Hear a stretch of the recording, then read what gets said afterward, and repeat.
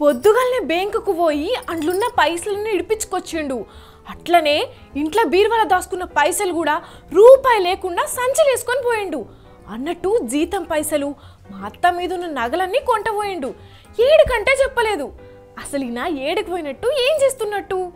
అంత భ్రాంతేనా జీవితాన వెలుగింతేనా అగో ఎవరో సన్యాసి ఉన్నట్టున్నాడు కదా గినే. ఎట పోతుండు? మరి మా మామకి ఇట్లా కనబడ్డాడో ఏందో అడుగుదాం.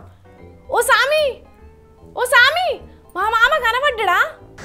జీవితము ముక్కలైన బంధము అనుబంధము.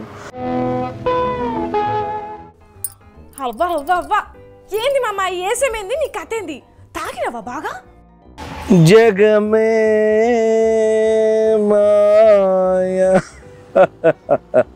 జగమే మాయా మృతుకే మాయా వేదాలలో సారమింతేనయా.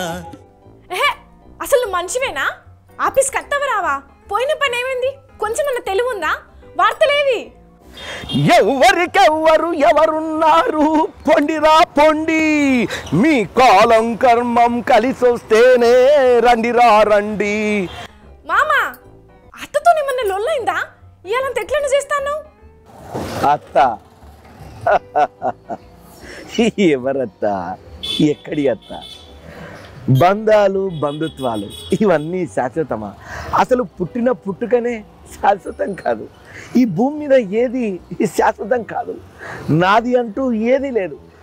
మామా ఏమైందే? ఎందుకు ఇట్లా చేస్తున్నావు? అసలు ఆఫీస్కి రావా? పని చేయవా? ఎందుకోసం ఈ పని? మనిషి ఆరాటం, మనసు పోరాటం. ఉద్యోగాలు సద్యోగాలు, పని కోసం ఆరాటం, బతుకు కోసం పోరాటం. ఈ జీవితమే ఒక నాటకం. మరి పని చేయకపోతే పైసలు ఎడికెళ్ళి వస్తాయి? ఎట్లా బతుకుతావు? పార్థాయ ప్రతిబోధితాం భగవతా నారాయణేన స్వయం. పుట్టిన వానికి మరణము తప్పదు, మరణించిన వానికి జన్మము తప్పదు. అనివార్యమగు ఈ విషయమును గూర్చి శోకింపతగదు. వామ్మో, భగవద్గీత శ్లోకాలు చెప్తున్నావంటే బతికిట పోతుందని అర్థమవుతున్నది.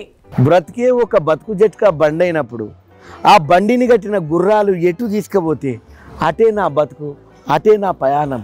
ఇదేమన్నా సినిమా షూటింగ్ అనుకుంటానవా? మస్తు నటిస్తున్నావు కదా. ఈ జగమే ఒక నటనశాల. అందులో అందరూ పాత్రధారులే. నాదొక పాత్ర, నీదొక పాత్ర. ఎవరి పాత్రను వాళ్ళు చేసుకుని సమయం రాగానే వెళ్ళిపోవాల్సిందే. ఇక్కడ ఎవరు అతిథులు కాదు. నాకు పిచ్చలేస్తుంది. అరవకు. అనవసరంగా ఎందుకు అట్లా చెవుకోసిన మేకలెక్క అరుతుంటావు? బాబా, ఏంది మామ ఇట్లా చేస్తాను? నా దమాక్ మొత్తం తింటాను ఇయ్యాల. అసలు ఎందుకు ఇట్లా చేస్తున్నావు చెప్పు అసలు. లేకపోతే నా మీద ఒట్టే. ఒట్టేసినా ఒట్టేయకపోయినా చివరికి అందరి ప్రయాణం అక్కడికే.